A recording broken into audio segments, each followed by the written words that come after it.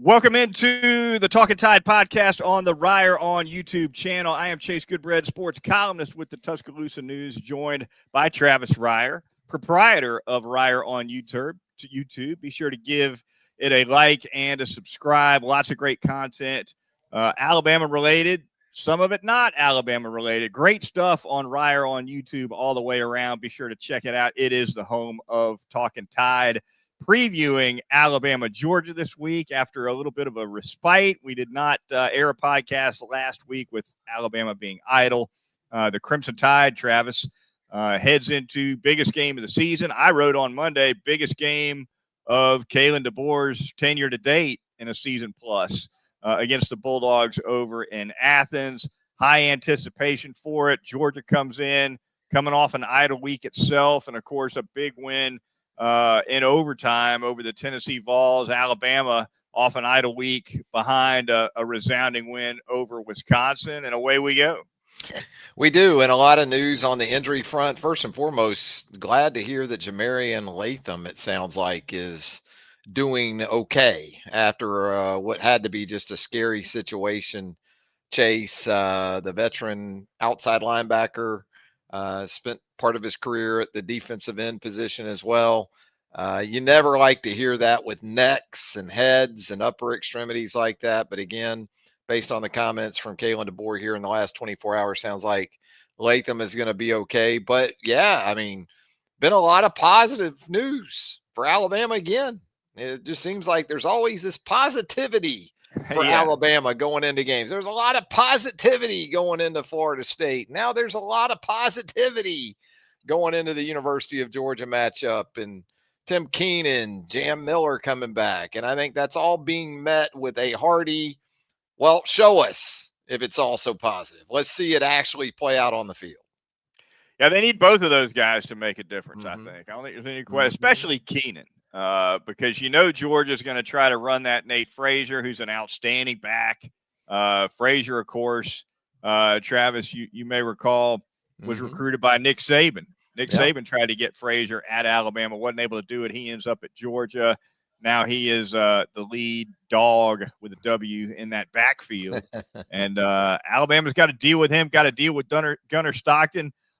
Look, we know by now, over the last couple of years, Alabama's not Alabama. I'm not sure Georgia's Georgia either, Travis.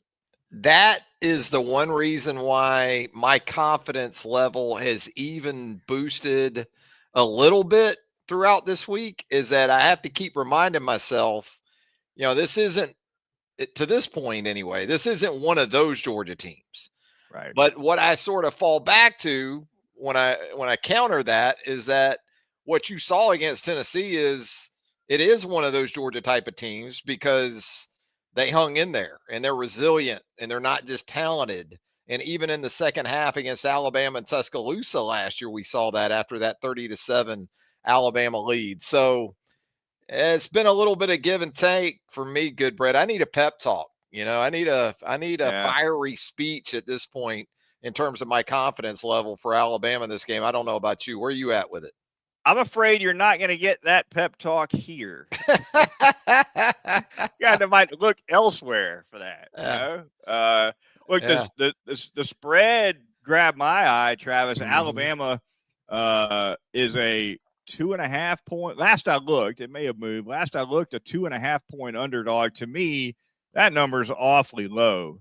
May end up being my pick of the week. We'll see. But yeah, if I had to put $1 on this game and that was the spread, Travis, gotta take the home dogs laying less than a field goal, right? Yeah, well, I was countered. I tweeted that, when that line first came out a couple of days ago, that I thought that 3 was low. That's basically a pick 'em when you take into account home field, right?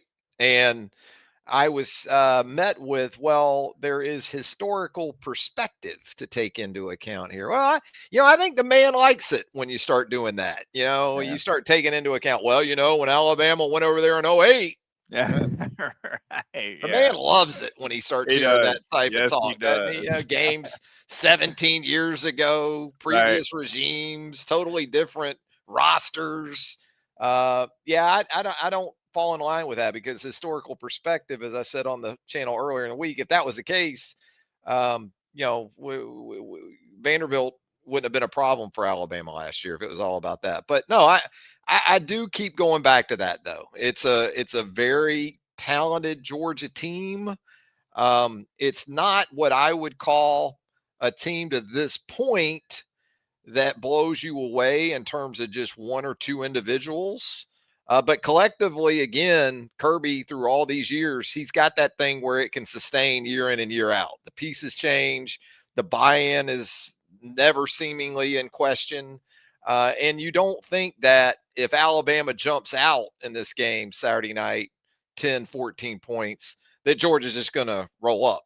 You worry about that with Alabama. If Alabama gets hit with some haymakers early, Right. which Georgia hadn't been that kind of team either this year. Georgia hasn't been a sprint out of the blocks team, even against subpar competition. So you think that maybe Alabama will be safe from that, and maybe Alabama can get out quick like it did a year ago. I think it's going to need to.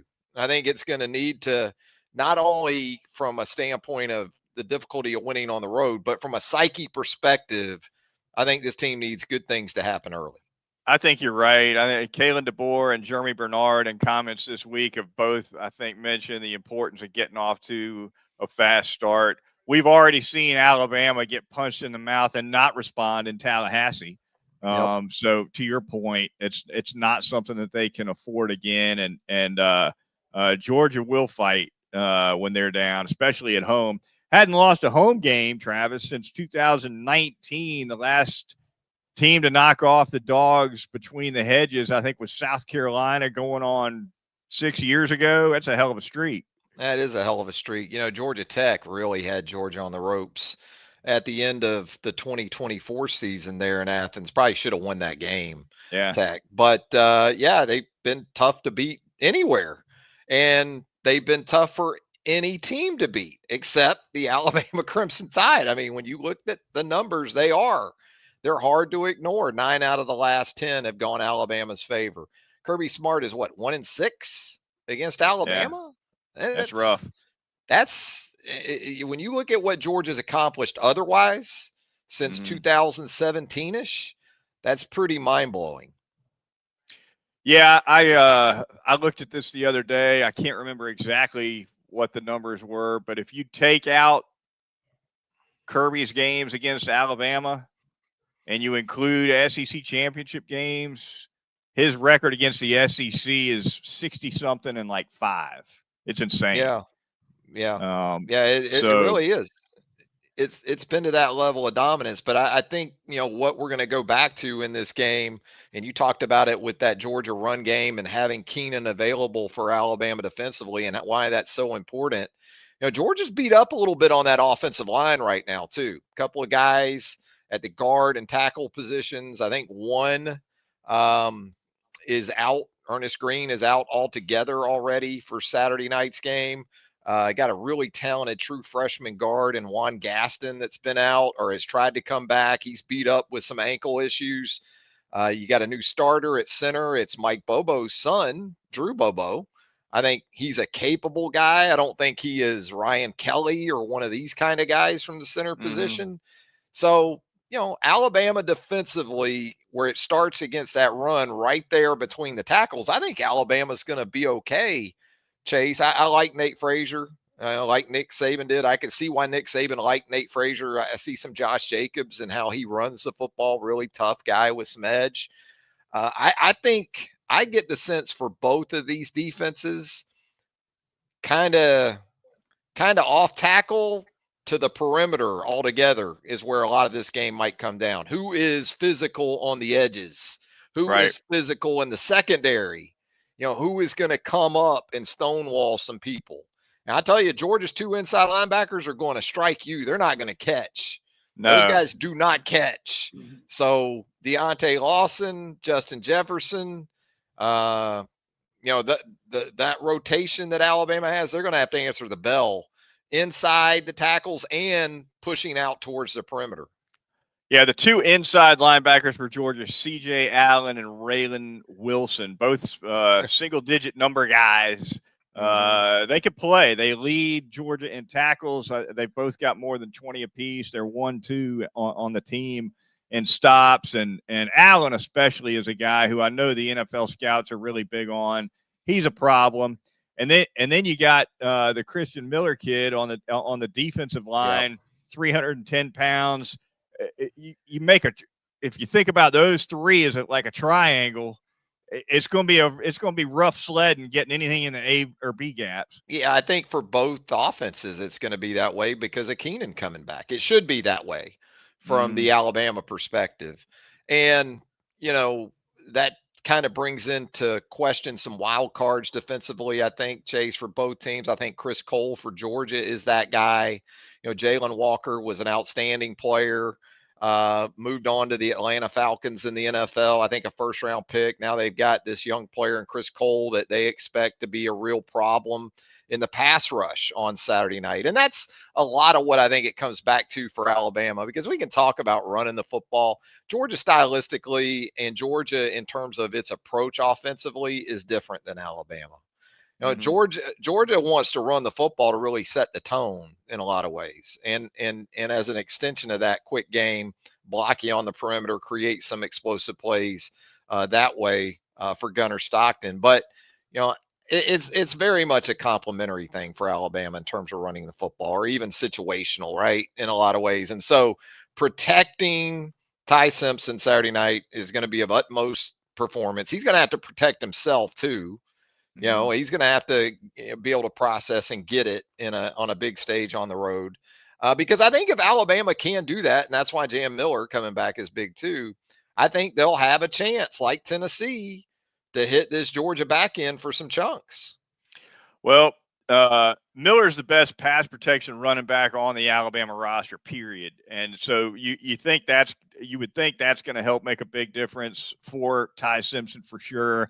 I don't know that he's all that much better of a runner than his backups, but as an all-around player, he's the best they got. He's a big addition.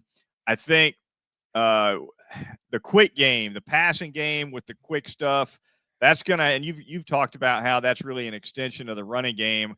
That's what I think Ryan Grubb needs to do here. And I'm not saying you don't run the ball at all, but if you go, if Ryan Grubb goes 20 for 80, 20 for 90 with the running backs, forget Simpson, just with the backs, that's enough if you hit him in the quick game too, right, with some quick, cheap completions for yardage that the Georgia defense is given.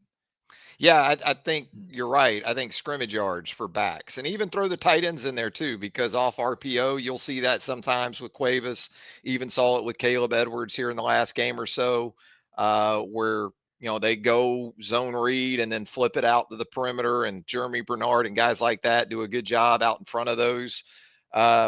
Those sort of easy yards, or perceived easy yards, for some of your complementary players. And for Alabama, that's the running back position. It is, at least on the ball, it's complimentary. So you get 100+ scrimmage yards out of Jam Miller, out of however you sort through that, Rich Young, the rest of that running back situation. I think you feel pretty good about it. Georgia ran for like 170 against Tennessee last time out. So, I think in terms of balance, that's where I would be more concerned about the Georgia offense. I think throwing it and running it both traditionally and with a quarterback that at times they're comfortable with the design quarterback run, kind of like Alabama is with Ty Simpson. I think Mike Bobo can probably give you more to defend than maybe Alabama's going to be able to present to Georgia. But if the passing game is right in all the different aspects, that can be enough for Alabama maybe. Ryan Williams has got to come through again. I don't think there's any question. They need some explosiveness from him. Jeremy Bernard can do that too. Jeremy Bernard can make some huge plays. He's not quite the athlete overall that Williams is, but he's proven he can be a big play guy in this offense. They do need to get some chunks. They're not going to grind it on Georgia the way Alabama certainly hopes Georgia won't grind it on them. So, yeah, I think, you mentioned the possibility of getting over the top on this Georgia secondary. That's something Alabama's got to do, and you got to pick the right times to do it. You got to pick your spots. Midfield's always a good spot for a deep shot. Sometimes if you're way backed up in your own end, it can be a good time for a deep shot. But it's they got to flip the field with a couple of plays offensively. It'll be interesting to see how Kirby goes about and Glenn Schumann go about defending Alabama's 12 personnel, because you've talked about it a lot in terms of Ryan Grubb, and he does really like the 2 tight end sets. But if you're not a real threat to run the football out of 2 tight end sets, why don't you just play more nickel against it? I mean, Right. that's where a big nickel, not a pass down nickel. I think Kirby's comfortable with his people, that he probably feels like he can go base against 2 tight ends and be fine. But there are some things, as they say, within the game that'll be fascinating to watch play out. And then defensively for Alabama, I mean, what the hell kind of defense are we going to see from Alabama? I'm talking about just how they line up. 17 games into this thing, I'm wondering how Alabama lines up on Saturday night. Are they going to be in the 3-3-5? They're going to be in some 3-4 that we've seen of late? They're going to play some dime on 3rd and 8? Goodbread? We're multiple, Pappy. Yeah, I don't know. That's where I have the biggest, that's where I have the biggest pause, and is for Alabama in this game. Everybody's talking about the offense and matching up with that Georgia defense. And that's where I have the biggest concern for Alabama. Is Bobo isn't a guy, fortunately for Alabama, probably in some ways, who's big on reinventing the wheel, especially on a week-to-week basis. But, you don't have to be Homer Smith or Bill Walsh to apparently figure out ways to get Alabama outflanked or misaligned or just light altogether based on some formations. And so that's what I'm watching first and foremost Saturday night. Defensively for Alabama, when Georgia runs outside zone, let's say, as basic of a play as you can run towards off tackle, out towards the edge, will Alabama just have enough guys out there? Right. Will they set an edge in those situations? And that's before we get into, again, more of those easy touches. Zach Branch, the transfer from USC, he's going to get some of those because he's explosive. You saw it against the touchdown he had against Tennessee. Reverses, quick game. Yeah, he's a good taking player. On blocks, maintaining leverage, fundamental defensive football. That's all I'd like to see from Alabama this week. I'm not expecting them to stonewall Georgia at this point, but just the numbers looking right, and people actually striking on the defensive side and not catching, and because that's really the lasting impression we've had of Alabama. We can talk about Wisconsin, we can talk about ULM, but that's what we really remember most. And look, you don't have Tommy Castellanos that you have to defend. I get it. Gunnar Stockton can run it. And I think situationally, you're going to have to deal with that in red zone, things like that with him. But it shouldn't be as tough of a prep this week or the last 2 weeks for Alabama getting ready for this Georgia offense. The perimeter defense has been inconsistent enough for Alabama that at this point, if it's not an obvious passing situation, you almost expect the ball to go to the wide side of the field, whether it's run or pass. Because setting the edge obviously is something Alabama struggled with. You go to the wide side of the field offensively, you can exploit that more than if you go short side. So that's something to watch for sure. And Quay Russaw is a big part of that. Safeties get involved with that, whoever it is. Yanzi Pierre, for me, has been a top 5 guy on the defense through, I guess, 3 games. For me, I mean, he shows up. It might be more pass rush than anything else, but yeah, I mean, this is, as you know, this is an NFL audition for a lot of guys. LT Overton, where you at? You want to have that name called? You want to have that name called early next April or earlier? This is the game. This is one of those. This is where you need to show up. Damani Jackson, guys like that. Keon Sabb, no Deontay, question. Tim Keenan. This is where your next step in football, the evaluation process will be centered on these type of situations, right? What do you make of Stockton as a passer? Because I think that's one area where I see this Georgia team being significantly different and frankly not quite as good, not quite as No. dangerous, I guess I should say, as it was with Beck. Yeah, just when I'm ready to sort of look at Stockton as a poor man Stetson Bennett in just about every facet of quarterback play, um, he's not Eric Zier, put it that way. But then the fourth down against Tennessee, he drops it straight in the bucket to London Humphreys. Yeah, he did. And, I think he's got some good people to work with. But no, he's certainly not a generational type of passer. That's not his game. I think his personality, though, is perfect for this Georgia team and how they're Mm-hmm. going to have to win, not just because of his skill set and maybe being a limited in that way. I just think across the board, this Georgia team, I think he aligns with Mike Bobo pretty well, too. I think he probably aligns with Mike Bobo a lot better than Carson Beck did. Right. Carson Beck was a city kid from Jacksonville. Um, Mike was Thomasville, Georgia, stand up. And so Stockton is a small town Georgia kid. I think they align in a lot of ways in a good way with this team. Stockton on the season, 63 of 89, which is 71% completion rates, thrown for 721 yards, averaging 8.1 per attempt, 4 touchdowns, no interceptions. He's been solid. Yeah. I don't. He's not a take the game over kind of quarterback, but He's not a lift all boats guy, is he? Right. Rushing wise, he's thrown in 124 yards, only been sacked 4 times. But if you're Kirby, if you're Bobo, I think they've got the pieces to work around him. I do like Zach Branch. Branch, by the way, is a pretty good punt returner too. I think he's averaging 8 or 9 yards per punt return. And before we go on to look around the SEC, Travis, let's hit on that. Georgia's got arguably the best special teams in the country. The Thorson kid is a hell of a punter. He's only punted 7 times this year. I think he missed a game. He's out of 7 punts this year. I think he's had 4 fair catches and 3 inside the 20.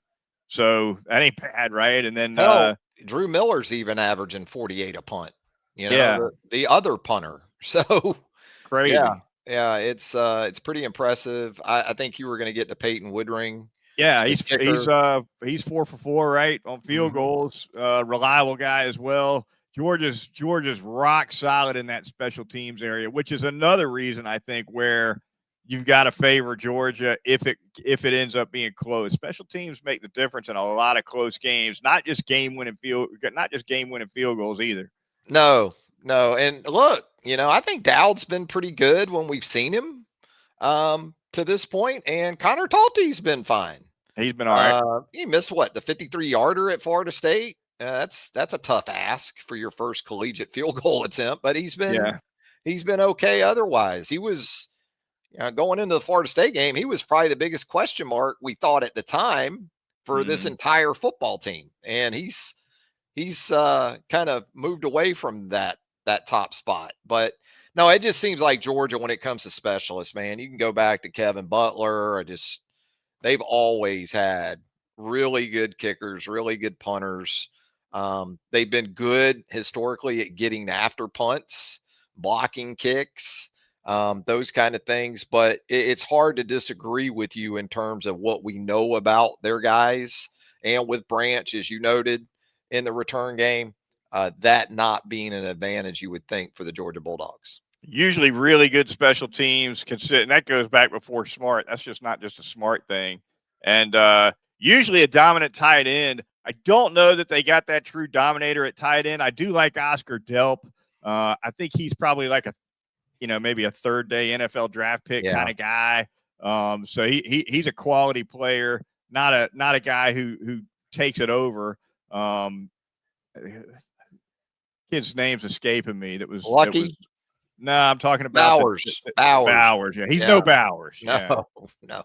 Who Not by is? any stretch. And Yeah. the thing about Bowers too was he was a really good blocker in space because Yeah. he was so athletic. They could put him out there, split him out to the field at 245 pounds, and he could go get DBs, Yeah. in space. Yeah. It's been, I think, a return to mere mortals at this point. I'm with you. Delp's a nice player, solid player. Lucky is a solid player. I think that's kind of where Alabama's at too, with Josh Cuevas and Caleb Edwards, who I think does have a very bright future. And it sounds like Danny Lewis Jr.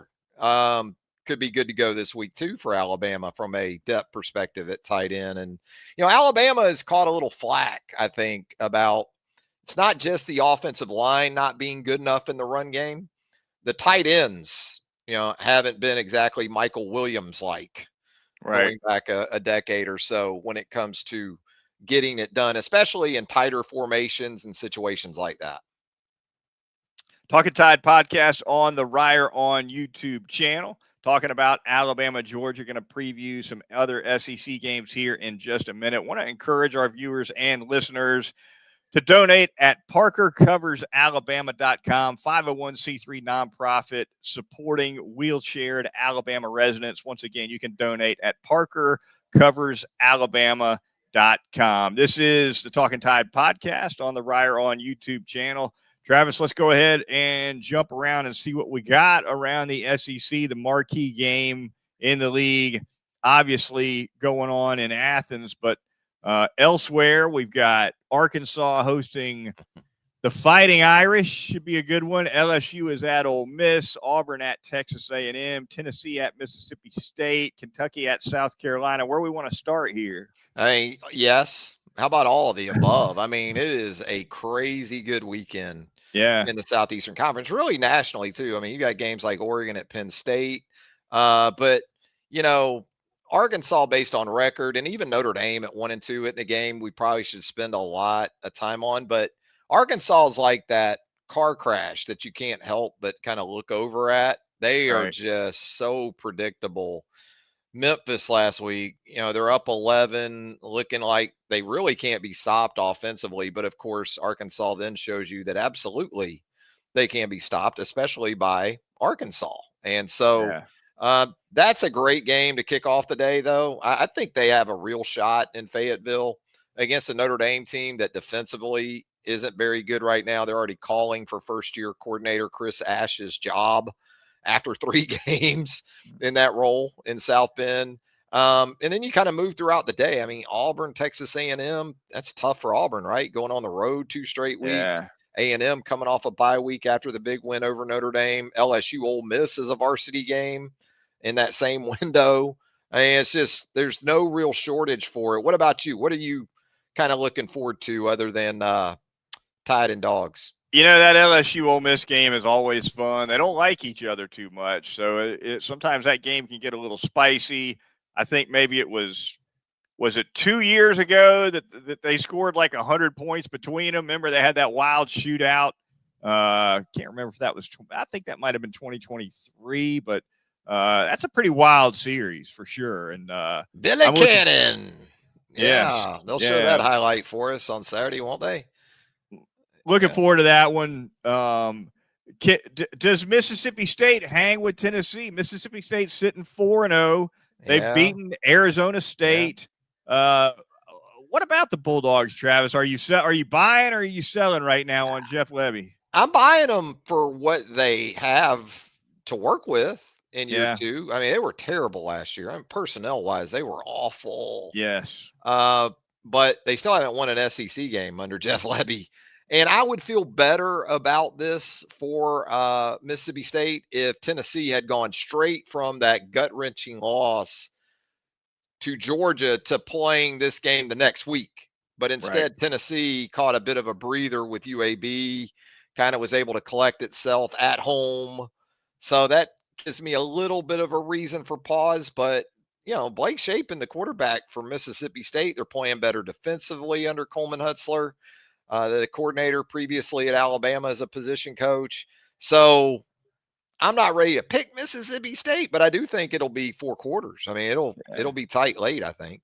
I like Tennessee, but I'm with you. I think that game's going to be close. I think Mississippi State's got enough momentum and enough talent to Blake Shapen's playing some good football for them right now. Remember, he went down last year, and the Van Buren kid went in there and really did well for a freshman, I thought, under some really difficult circumstances. And then at the end of the season, he hit the portal, which was talk about a low point. I mean, he looked like the guy that they were going to be able to build that program around, and poof, gone like magic into the season. That happens. It's like the David Copperfield school of quarterback, tricks, how they can disappear these days for sure. All right, that is going to do it for us here on the Talkin Tide podcast. As always, be sure to tune in for the Sunday Nighter when we recap the Crimson Tide and the Bulldogs. Once again, that game, 6:30 p.m. Central Time, 7:30 Eastern over in Athens. Yours truly will be over there leaving Friday, coming back Sunday just in time to jump on with Travis and talk about it here on Talkin Tide. Look forward to talking to all our listeners and viewers at that time. Yep. Thanks, everybody, for tuning in live. And as Jay said, more coming right here on Reier on YouTube. Thanks again.